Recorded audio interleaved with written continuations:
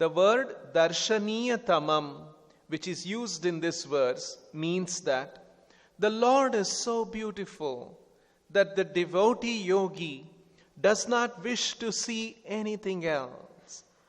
His desire to see beautiful objects is completely satisfied by the sight of the Lord. In the material world, we want to see beauty, but the desire is never satisfied. Because of material contamination, all the propensities we feel in the material world are ever unsatisfied. But when our desire to see, hear, touch, etc.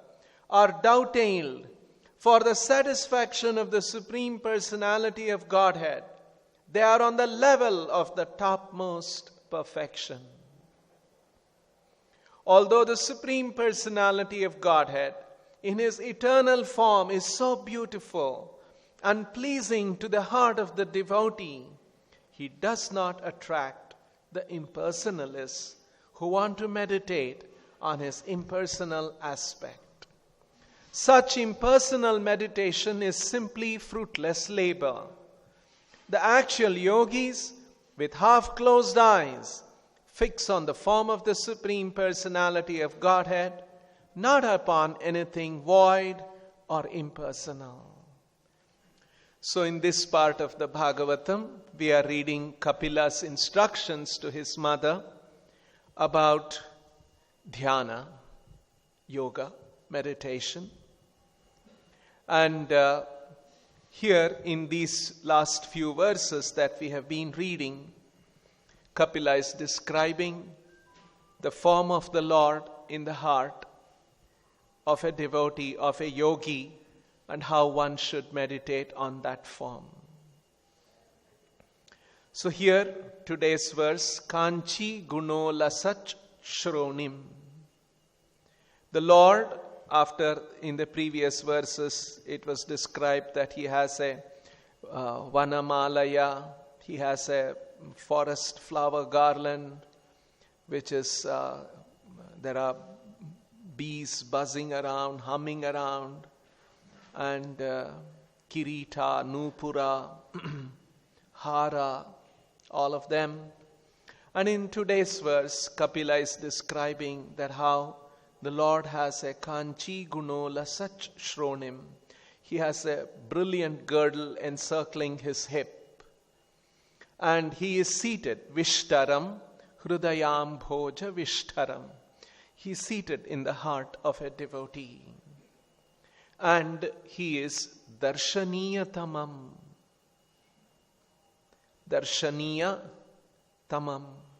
Here the superlative is used. Just like in Gita we come across Guhyam Guhyatamam. In the same way, Darshaniya means very beautiful to look at. Darshaniya Thara means even more beautiful to look at. Darshaniya Tamam means the most beautiful to look at. Most charming, most enchanting. Darshaniya Tamam Shantam. And there is a very serene presence of the Lord, serene appearance, which is Mano Nayana Vardhanam, which gladdens one's eyes and one's heart. And in such a Lord in the heart of a yogi, the yogi should meditate upon. These are the instructions Kapila is giving to his mother. His loins and hips encircled by a girdle, Kanchi Gunola Sachronim, he stands on the lotus of his devotee's heart, Hrudayam Bhoja Vishtaram. He is most charming to look at, Darshaniya Tamam, and his serene aspect, Shantam, gladdens the eyes and souls of the devotees, Mano Nayana Vardhanam, who behold him.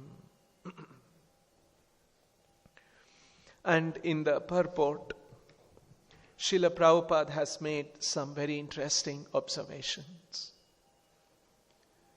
In this world, we come across people working very hard for the satisfaction of their minds, satisfaction of their senses. People work very hard for that. People take up jobs, people take risks, people do all kinds of endeavors for one's satisfaction, of their body, mind, senses, and all of that. And Srila Prabhupada is pointing out this working for one's satisfaction, for the satisfaction of one's own senses and mind, is fundamentally and eminently flawed. This is a mistake.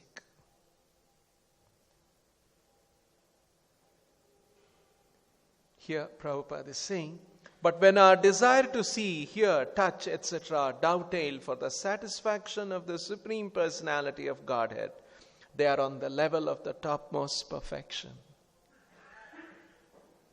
What we are taught in this world is that you must work for your satisfaction.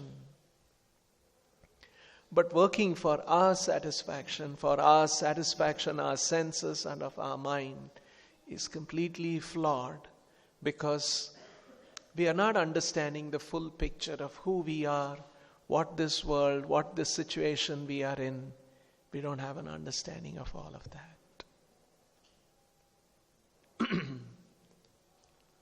We are actually not independent persons. We are part of the Supreme Personality of Godhead. And if we are part and Krishna is the whole, the part and the whole dynamic works in such a way. The part has to work for the satisfaction of the whole, and when the part works for the satisfaction of the whole, the part becomes fully satisfied. This part-whole dynamic is not known to most people in the world. All the thought leaders in the world, all the big leaders in our world, they miss this point, and they are thinking that if one has to work for one's own satisfaction, we have to provide different kinds of facilities so that they can enhance the opportunities available for their own satisfaction. They don't know this important principle that if the part has to be satisfied, the part has to work for the satisfaction of the whole.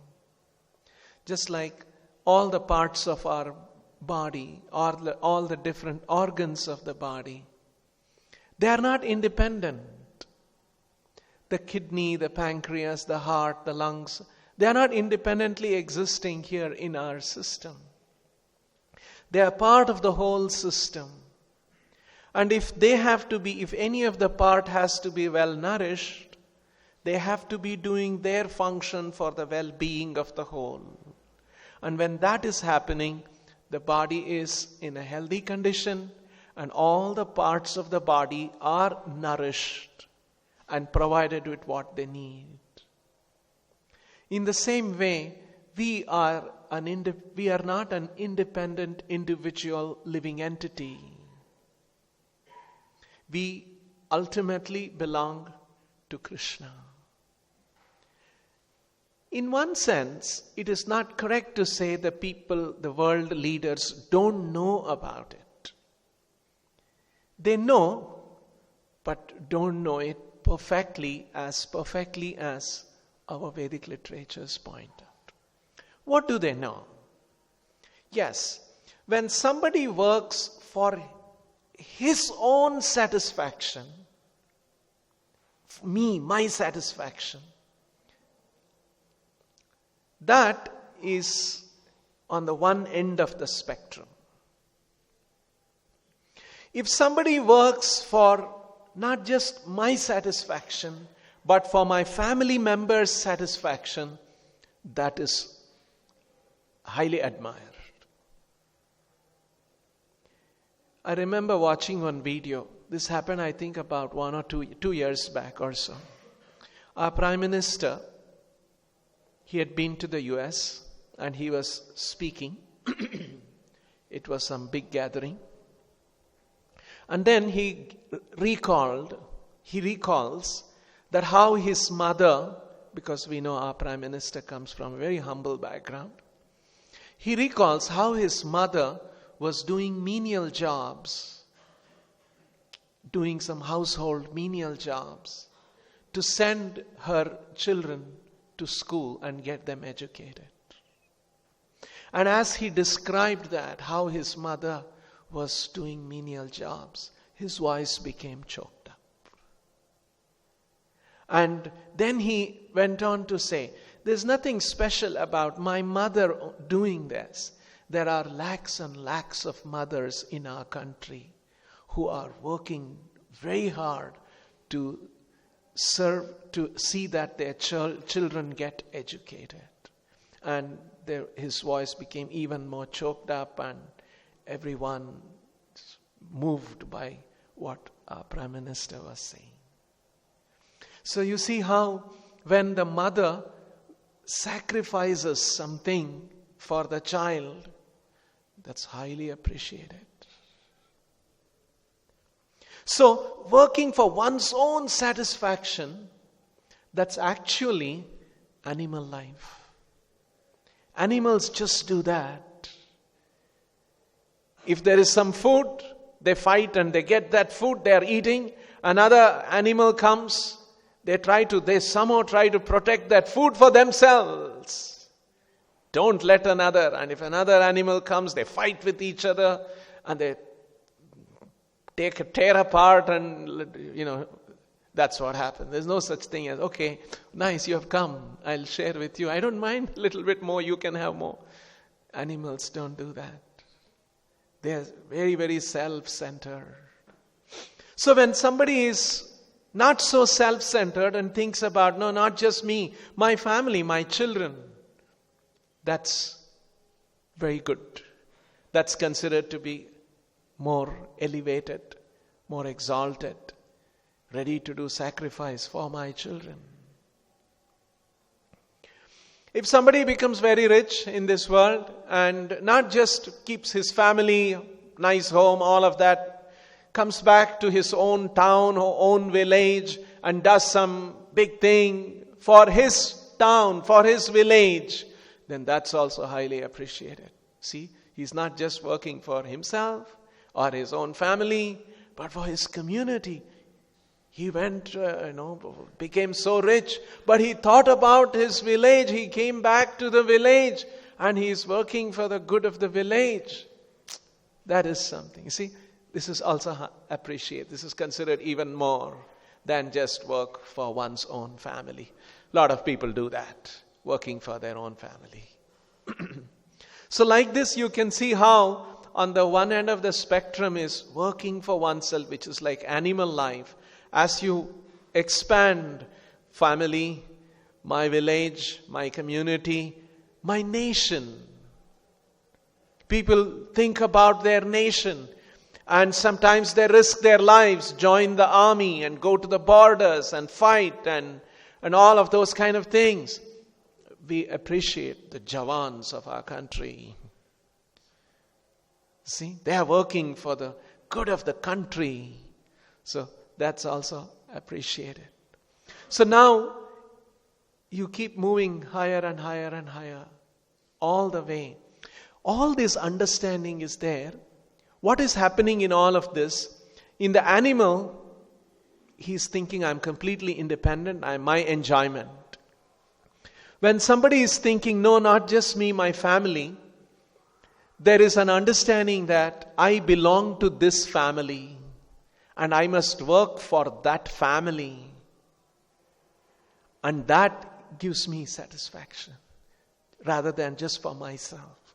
I'm ready to make some sacrifices for my family because I'm part of that family.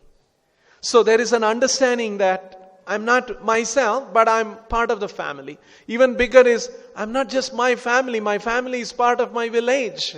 We all grew up there. We the village supported us in so many ways. So either you're part of the family, part of the village, part of the state, part of the country, part of the world. All of these understanding. There is some understanding that I'm not independent, I'm part of a larger community.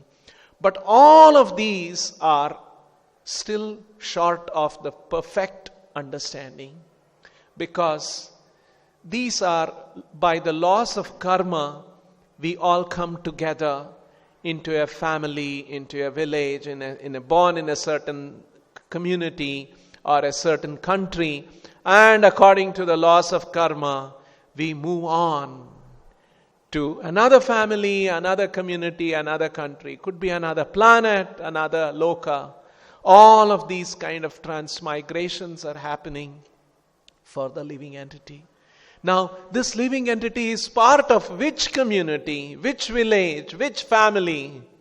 In every life, the living entity gets a different kind of a situation. These are just temporary features of this ever-changing material world.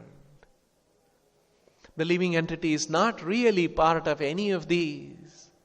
The living entity gets a body, and that body is made of panchabhutas and other elements of material nature. And this material nature is undergoing constant flux, and there is creation going on. There are planets and all of these things created for some time, and again all of that annihilated. So this is a much bigger picture, and ultimately we understand that we are a spirit soul, part and parcel of Krishna, and this material energy which is going through all of these changes and creation and maintenance and destruction, all of that is an energy of the Lord. So this understanding, I belong to Krishna, and I must simply work for the satisfaction of Krishna, and that is my natural position. And that working for Krishna is not just out of some force or something, it is with love. And that is called bhakti.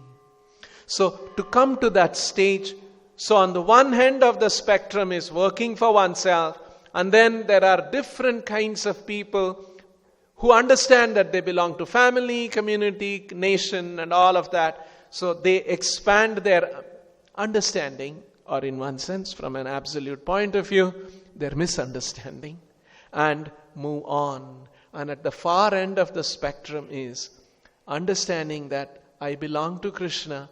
All of this material nature is undergoing these different changes, and I get a different body in different life, but ultimately I am part and parcel of Krishna, and I must work for His satisfaction.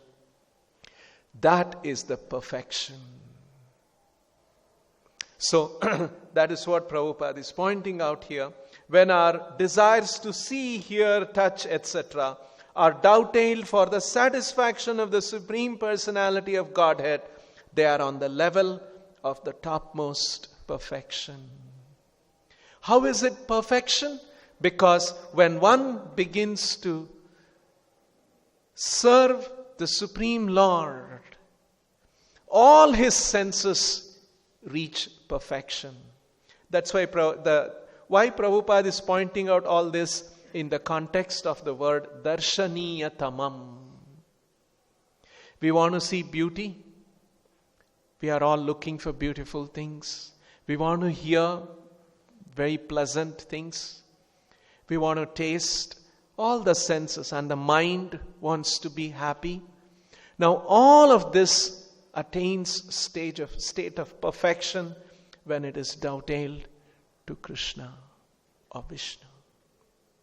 Here it is referring to the yogis who are meditating on the form of Vishnu, and whose form is darshaniyatamam. And so much so, the word darshaniyatamam which is used in this verse means the Lord is so beautiful that the devotee yogi does not wish to see anything else. So it has reached the level, the sight has reached the level of perfection. Sound has reached the level of perfection when we are able to hear the glories of the Lord, hear the holy name of the Lord. So in this way, attainment of the perfection of the sense perception is when we come in touch with the Supreme Lord. There was a time, Srila Prabhupada, we all know, used to take a morning walk. Once Prabhupada was in Los Angeles temple. And as usual, he would go in the morning. Devotees would drive him to a nearby place and he would take a walk and come back. And it will take about 1 hour, 15 minutes. At that time, there would be many devotees who would go into his room, clean up the room. They would make the bed, the table, and all of those kind of things. So one day, Prabhupada had gone and the devotees were cleaning his room, his quarters. But then in the morning it started raining and Srila Prabhupada came back very quickly. And the devotees were all running around and the news came that Srila Prabhupada is coming. Move out, move out. And then everyone gathered their mopping cloth and broom and all of those kinds. And by then already Srila Prabhupada was walking up. And devotees were all standing along the wall waiting for Srila Prabhupada to come. And then Prabhupada was walking up the steps and he was talking to another Indian man. And they were talking something. And then that Indian man mentioned that, Swamiji, the sunrise in the morning is so beautiful. And then Prabhupada was saying, yes, sunrise is very beautiful and Krishna is the one who makes the sunrise. And Krishna is most beautiful. And then he was describing that, and then as they were walking up the steps, and then Prabhupada said, even a ray from the lotus feet, from the toe of Krishna is so beautiful. Nothing in this material world can compare to that beauty. Do you understand? Prabhupada looked at that man and asked him. And he didn't know what to say and he was silent. Then Prabhupada was already into his room and these few devotees were just waiting along the wall, waiting for Prabhupada to come in so that they can slip out. And then Prabhupada looked at one of his disciples who were there cleaning. He said, do you understand? Krishna is so beautiful. And the devotee also didn't know what to say. Prabhupada is saying, Prabhupada, no, I don't understand. I want you to understand. Prabhupada said that with such intensity. So Prabhupada wants us to understand that Krishna is that most beautiful person. All that search that we are doing in this material world, looking for beauty, looking for wealth, looking for satisfaction, all of our quest reaches its perfection and ultimate satisfaction when we come in touch with Krishna. That is what Bhagavatam is teaching. That how the yogis who meditate and they come to see the form of Vishnu, and that is the perfection. Darshaniyatamam. That's the import of the word. Darshaniyatamam. That's why Prabhupada is explaining all these things. Darshaniyatamam shantam. And there's a certain serenity in the form of Vishnu. And mano nayanavardhanam. And that simply gladdens the mind and the eyes of the yogi. Actually, Srimad Bhagavatam wants to take us even beyond. In fact, this darshaniyatamam, shantam manonayana vardhanam, the yogis are experiencing, this is actually shanta rasa.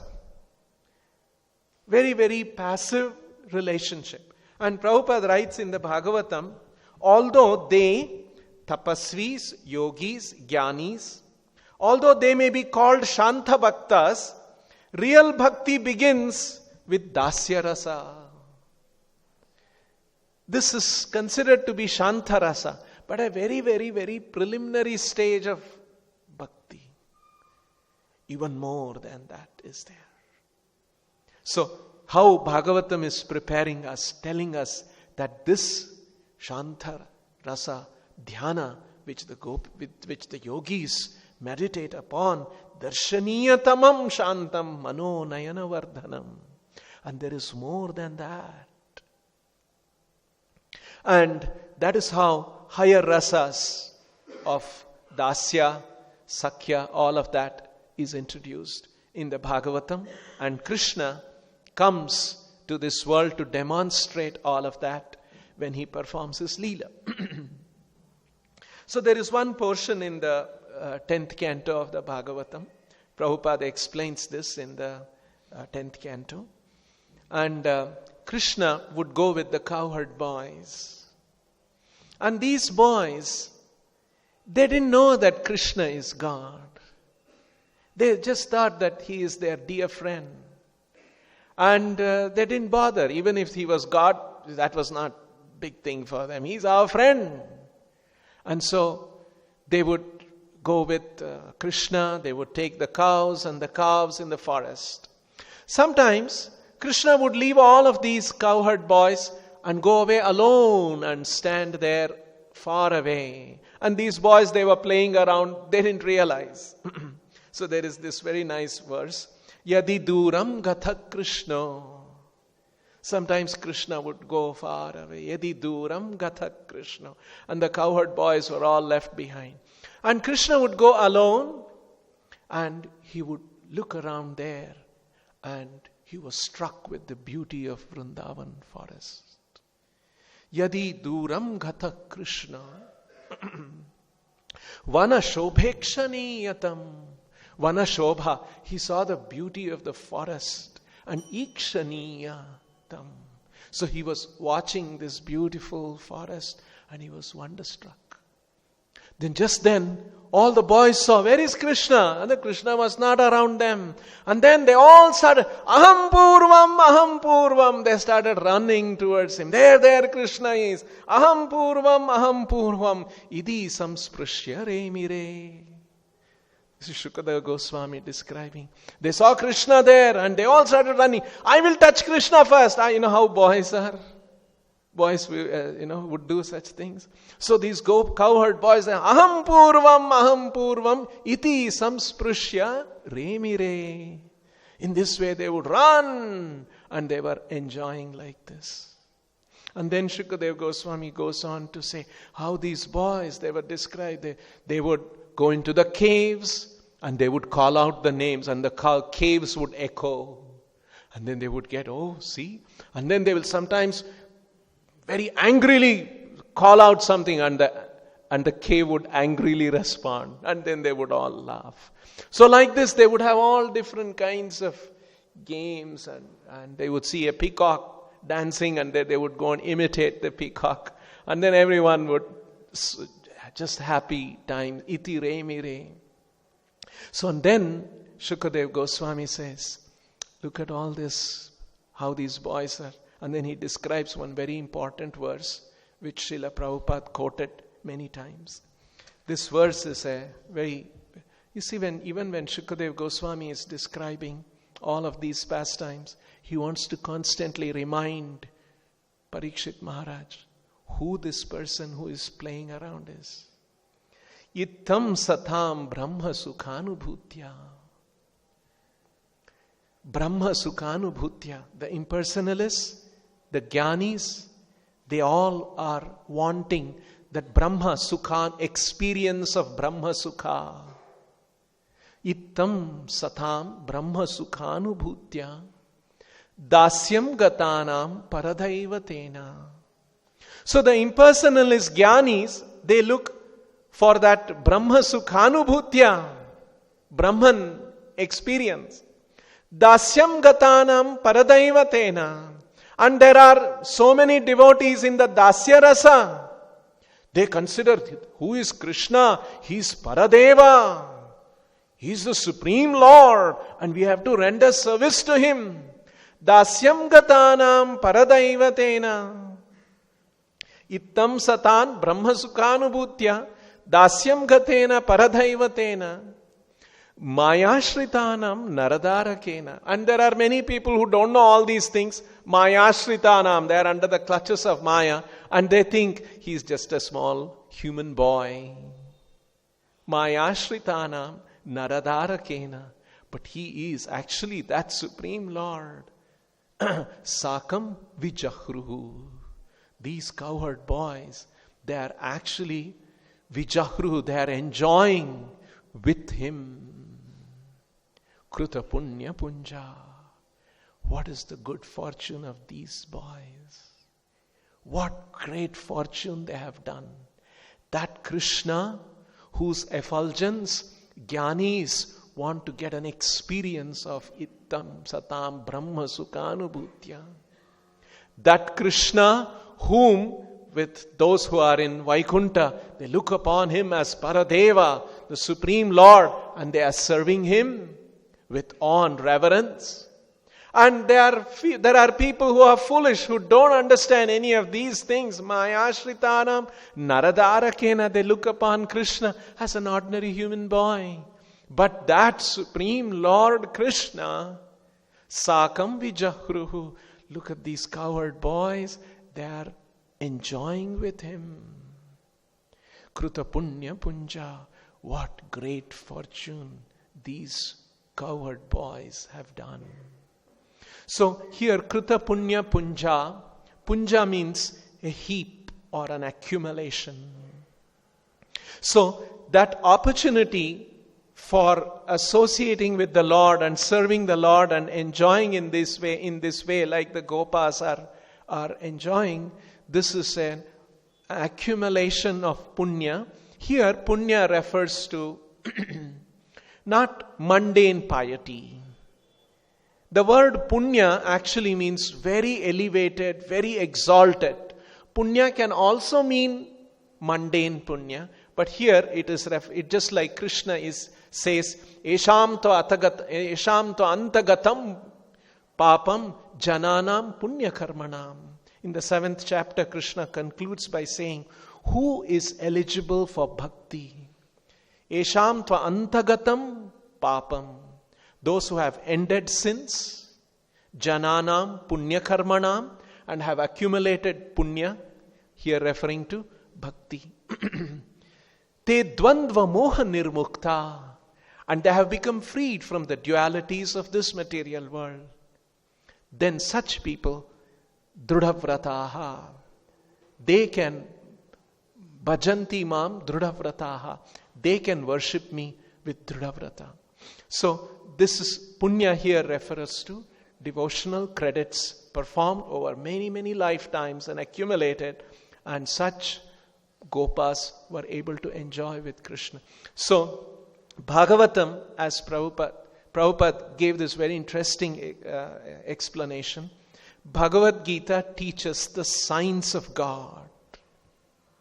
It tells us what is this material nature, what we are, what are the different processes of yoga that are there. Because the living entities are in different stages of illusion. They are working for their own enjoyment, for their family enjoyment, all of that. Now the Vedic program is how to reform that living entity who is in illusion in this material world gradually and bring him to the point of pure devotional service. That's the program. So the science of God and all of these different yogic methods are described in the Bhagavad Gita. And Bhagavatam teaches us love of God. Just like here, it is beginning with the Shanta Rasa and moving on, what are the other different rasas that are there. And so Bhagavatam is very important because it teaches us love of God.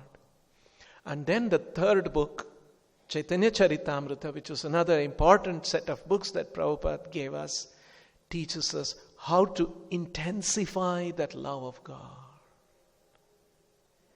So these are the three important sets of books that Srila Prabhupada gave, and it is teaching us the science of God, love of God, and how to intensify that love of God. So This is just like Shukadev Goswami is saying, Kruta Punya Punja. These devotees, these cowherd boys, they have performed great devotion in their so many lives. They have got the opportunity, Sakam Vijahruhu, to enjoy with Krishna. This is how Bhagavatam is teaching us the love of God and how to different stages of love of God and the perfection of love of God. We'll stop here. Grantaraj Srimad Bhagavatam ki, Srila Prabhupada ki jai.